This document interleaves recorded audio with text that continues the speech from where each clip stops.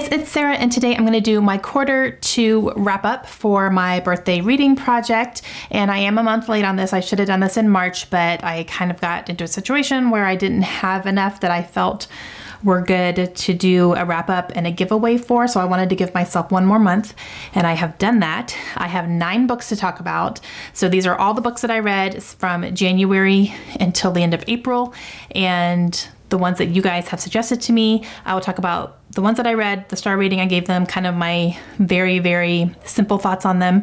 And I will pick my favorite that I read for the quarter, and whoever was the one to suggest this book to me is going to get a prize from me. So the prize is going to be a $15 gift card for any book that they want, and it's something that I will personally be sending to you, not the gift card, the actual book. So the way it needs to work is that if you are in the US, I can do it with Amazon. I have Prime, so I can easily get it sent to you really quickly, any book up to $15. If you are international, then it needs to be Book Depository, because Book Depository basically ships everywhere for free, and that's just the easiest way that I'm going to be able to get a book to you. So all you have to do is pick a book that you want that is $15 or under, and I will make sure I get it to you right away. If you're in the US, you can also do a Book Depository one if you want to as well, since it does ship for free. Like if there's a UK edition you're wanting, or a UK cover that you like better, that's totally fine. That's completely up to you. But anything international does need to be Book Depository only. All right, so I'm gonna go in order that I read them. So the first one that I read is The Pecan Man, and this is by Cassie Dandridge Selleck. And this one is one that I listened to on audiobook. It was a very short book. I actually think I listened to it in one day, and it was really entertaining. I was really surprised by it. It follows a woman who is older, and she lives in the South, and I believe it's set in the 50s, so it's kind of that time period, and she ends up recruiting some help from a man who is known as the Pecan Man because he used to pick up pecans by the side of the road and, you know, collect them and stuff, and she enlists him to help her with some yard work, and it's very frowned upon to do that back in those days. So you kind of see that struggle. There is also a situation of sexual assault involving a young girl, and it kind of surrounds all these people as well. It was very interesting. I really enjoyed it. The audiobook was fantastic, and yeah, I gave it 4 stars. And that was recommended to me by Lisa Atkinson, so thank you, Lisa. The next one that I read was another very short read, and I listened to this in one sitting because it was very easy to do, and that's Dear Ejiowele by Chimamanda Ngozi Adichie, and this was recommended to be by Nigerian. I hope I didn't butcher that. If I did, I'm very sorry. But this is a nonfiction book, and it is a feminist manifesto in 15 essays, basically, is I think what the tagline is. And it's a letter that she had written to a friend of hers who asked her for some advice on how to raise up her daughter as a feminist. So this one I had some opinions on. I don't consider myself a feminist, really. Like, I wouldn't use that word to describe myself. Obviously I'm a woman, and I want women to have, you know, all the things and all the rights and all the privileges, you know, same as everybody else. The only thing that I kind of differ when the feminist thing goes more towards women should have more because we're women, I don't agree with that at all. I think everybody should be equal. Everyone's equal. Everyone's fine. Everyone has chances. This wasn't that, though. It wasn't like I should get this because I'm a woman. That's not what it was. There were some really good points in here, and a lot of it I was like, okay, yep, no, that sounds good. And then some of it I was like, is that really an issue though? So, and it may just be my personal experience. I just haven't had a ton of personal experience with, you know, sexism or anything like that. But yeah, so it was fine. I gave it 3 stars. The next one I read is The Mountain Between Us by Charles Martin, and this was recommended to me by Heather Thomas. And this one, again, I listened to on audio. You're going to see a really trending theme here. I think I listened to almost all of these on audiobook. It's such an easy way for me to read them and to listen to them and to enjoy them. And if they're good, it's fantastic. And this one was good. It was a good audiobook. And this one was made into a movie recently with Kate Winslet. And it was an adventure, kind of like a survival. That's what I meant, a survival. And it is a pair of people who are complete strangers. They meet in an airport where they're kind of getting snowed in and they can't get out. They both have pressing matters to get home to. The man ends up chartering a private plane who agrees to take him out, and he ends up inviting this woman because he knows that she's trying to get back. And of course, the pilot ends up having a heart attack and the plane crashes, and they are stuck in survival mode trying to survive on a snowy mountain in the middle of winter in Colorado. Yay, fun, right? It was very good. I really enjoyed it, and it left me really kind of like, what's going to happen? Are they going to be okay? And some of it seemed a little bit of a stretch as to, you know, surviving and everything and what they were able to do and the resources they were able to use. But then some of it was like, I wouldn't have never thought about that. And it helped that he was a doctor, so he could help her medically. And just imagine if he wasn't, you know, they probably wouldn't have survived. So it was good. I really enjoyed it, and I gave it 4 stars. The next one I read. I did not do the audiobook for this one. I read this one, and that is And Then There Were None. And this is by Agatha Christie, and I was recommended this by Danny Buttons. And this one is a very classic mystery, and Agatha Christie is a very popular mystery writer, and this is just considered like a modern classic that way. I loved this. Like, this one really surprised me at how much I loved it. And I love mystery novels anyway and thrillers. And the fact that I hadn't read any Agatha Christie, let alone this one, a lot of people were really surprised and said I need to fix that. And I did. I fixed it. I read it. This one follows a group of people who are mysteriously invited to a secluded island that has a house on it. They are all under they're under false pretenses. They think they're there for one reason, but there's another reason that they're there. And upon meeting each other and talking to each other and kind of starting to figure some things out, things start, you know, coming together, and they're like, why are we really here? And then they find out why they're really there, because they all have something very specific in common. And then all of the guests start getting picked off one by one, like they're dead. And I loved this. I had no idea who was behind it all. I had no idea what was going to come up next. There's a poetry element in here, which I thought was incredibly clever, and I loved that part. And yeah, all the characters were really interesting, and I loved it. It really surprised me how much I did. I gave it 5 stars. Next one that I read, I have a physical copy, but I also did listen to the audiobook for this one, but that is Clockwork Angel by Cassandra Clare. And this was recommended to me by Amanda over at A Stitch in Time. She has a booktube channel, so I will leave it linked down below if you guys want to go check her out. And this one is the first book in the Infernal Devices series. So her recommendation to me was to continue with the Mortal Instruments and the Whole World and the Shadow Hunters. And this was the next one that I needed to read, so I added this one to the list. And I loved this one too, guys. This was another 5-star read for me. And this one continues on, well, it's more like a prequel trilogy in the Mortal Instruments sequence. It's confusing, but this starts a prequel series basically. So you find out about some characters that have been kind of mentioned in the Mortal Instruments series that I'm currently reading. And so you kind of get more background on them and what actually happened and how things started and all that. I loved the characters in here. I thought they were fantastic. There were definitely things that kept me guessing, and I wanted more. So I can't wait to continue on with this because I want more from these characters. I want to know some things that are left unanswered in this first book. And I was really, really entertained, and I really enjoyed it. I really liked the audiobook. Amanda did not like the audiobook, but I did. So, you know, I guess it's a preference type thing. But yeah, I really enjoyed it. So another 5 stars. The next one that I read is The Female of the Species, and this was recommended to me by Tressie Hoofnagel. I don't know if I said that right. Correct me down below if I didn't. I'm sorry. I'm trying. This one is written by Mindy McGinnis, and this is my first Mindy McGinnis book that I read, even though I have a couple of her books.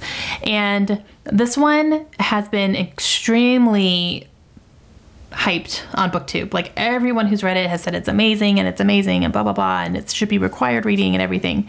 I really enjoyed it. I did listen to the audiobook. This one had a full cast, so I really enjoyed that part of it. And this book follows a young girl whose sister is sexually assaulted and murdered. And she lives in a town where apparently this happens a lot, at least sexual assault, because it seemed like sexual assault was happening left and right. And the problem that this town has is that they make light of it, and the teenage boys are really like kind of chauvinist pigs when it comes to women and how they are treating them. And, you know, that becomes the problem. And so I gave this one 4.5 stars. I didn't give it a full 5 stars. And the reason is because I kind of felt it was almost a little bit too much. And I was like, there's no, like, I really have a hard time believing that a bunch of people that live in the same small town all have the same view of how you treat women, and it's awful. You know, I didn't see many heroes stepping up to protect the women or the girls. And yeah, I don't know. Something about it just kind of made me go, that's really convenient that like everybody feels this way. So it's such a big problem. You know what I mean? And yeah, I kind of couldn't get past that a little bit. I felt it was a little bit too convenient. And I really wanted one of the main male figures to stand up and say, this is not okay. You do not talk to girls like this. You do not treat women this way. And that didn't quite seem to happen. So I didn't really, you know, get that part of it. But at the same time, I still really enjoyed it. And I thought the story was good, and I thought it moved along really well. And I really liked all the characters. So yeah, 4.5 though. The next one I read is A Long Way to a Small Angry Planet, and this was recommended to me by Tracy Talks Tales, another one that I listened to on audiobook. And I really enjoyed this one, like a lot more than I thought I was going to. I went into it a little bit nervous because it's been really, really hyped, and everyone who's read it has loved it. And so I was kind of a little bit nervous about the hype, but to me it lived up. It really did. This is a young adult science fiction, and it follows a crew of people who are on a ship, and a new member comes onto the ship, and she is kind of like brand new, right out of school, and is hiding a secret about her past, so she's trying to escape it. And you see her kind of integrate herself into these people who are already established and have been on this place for a long time.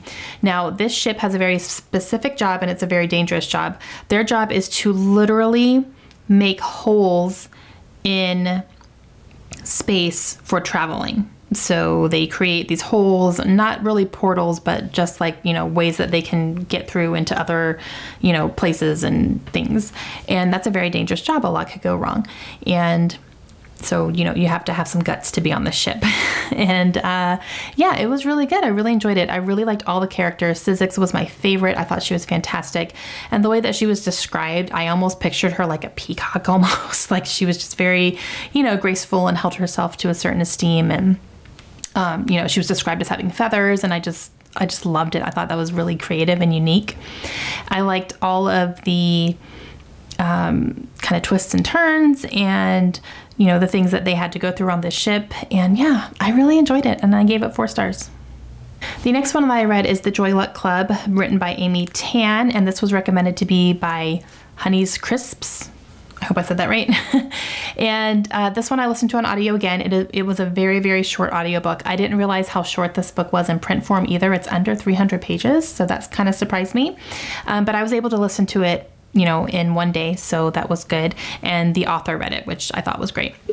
And this one follows a group of women who are Chinese, and when they kind of immigrated to America, they lived in the San Francisco area, and they kind of formed their own little community, and they called themselves the Joy Luck Club, and they would get together and they would tell stories about, you know, their families and growing up and things that they are, you know, experiencing with their own kids. And it's kind of like a big support group. And so you kind of go through and listen to all the stories that these women are telling. And it was really good. I enjoyed it. It wasn't spectacular. It didn't blow me away in any way, shape, or form, but it was definitely entertaining and definitely worth the listen. So I ended up giving this one 3 stars. And the last one that I ended up reading, I kind of snuck it in at the last minute, but I'm happy I did, and that is Tin Man, and this is written by Sarah Winman. This is actually a book that I ended up getting for review after it was already recommended to me by Lynn Scott, so thank you, Lynn.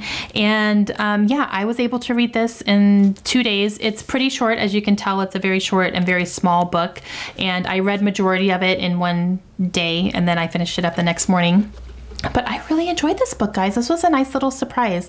This follows a young boy, and his name is Ellis, and you see him growing up and what his situation is with his parents, which is really kind of hard because his mother passes away from a sickness, and his father is pretty much not wanting anything to do with him. He's not the best parent and then he gets left by himself. So Ellis kind of had a hard childhood. He ends up making friends with a local shop owner. Her name is Mabel. She was my favorite character in here. I loved her so much. And she had a young son whose name was Michael. And Ellis and Michael form a very strong and immediate friendship, which turns into more. So you see them going through kind of experimentation and, you know, forming this bond. You know, is it friendship? Is it more than that? You know, there's obviously something more, but will it be something more for forever, or is this just a phase thing? And eventually Ellis grows up and gets married to a woman, and Michael ends up kind of disappearing and falling off the grid. And then throughout the book, you find out where Michael was when he was not with Ellis during those years and when they didn't have any contact. And that part was so incredibly heartbreaking for me to read about what he was going through when he didn't have, you know, Ellis, his first love, only love. And yeah, so it was definitely a very, very good story. It was heartbreaking, but it was also heartwarming at the same time. And you just, you know, I just found myself rooting for these two the whole way through. And yeah, I really, really enjoyed this one. So definitely recommend it. It's coming out May 15th. So keep it on your radar if you guys are interested in this one. But I really, really enjoyed it. And I do know that it's available on Book Depository right now because it was released over in the UK a year ago, but now it's coming out in America on May 15th. So I will have a full separate review video for this on the release date as well. Since I just finished it, I'll be able to get that up. But yeah, for now, I really enjoyed it and I gave it 4 stars. Okay, so let's talk about the winner. I had 2 5-star reads for this round. So that was And Then There Were None and Clockwork Angel. I really enjoyed both of these so much. I think that the one that really surprised me the most, and I kind of enjoyed it a little bit more because of that surprise element, was And Then There Were None. So Danny, thank you for the recommendation. I'm really excited that I read this and I can't wait to read more Agatha Christie now. And send me an email. I have my email in the description down below, and let me know what book you want and I will make sure I get that sent out to you as soon as I can. So congratulations, and I'm excited to be able to send you something in return. And thank you to everyone who recommended these books to me. I really overall just enjoyed every single one of them, and I got so much and different things out of every single one of them as well. So I'm really enjoying this project so far. All right, so since I was a month late on this one, I'm going to try to do my quarter 3 in the next 2 months. So we're gonna see how that goes. But I am moving soon, so I'm gonna be doing a lot of audiobook listening, both driving and traveling and unpacking and, you know, packing up and doing all that stuff. So I should be able to hopefully get 10 of these books in the next 2 months. That's gonna be my goal. So hopefully I will be able to have a quarter 3 wrap up at the end of July. That's gonna be my goal here, so keep your fingers crossed for that I can do that. All right, that's gonna be it for me. I hope you guys enjoyed it. Please let me know if you have any questions. I will leave all of my birthday project video playlist linked down below if you guys have missed anything, and I will talk to you guys again soon. Have a great day. Bye.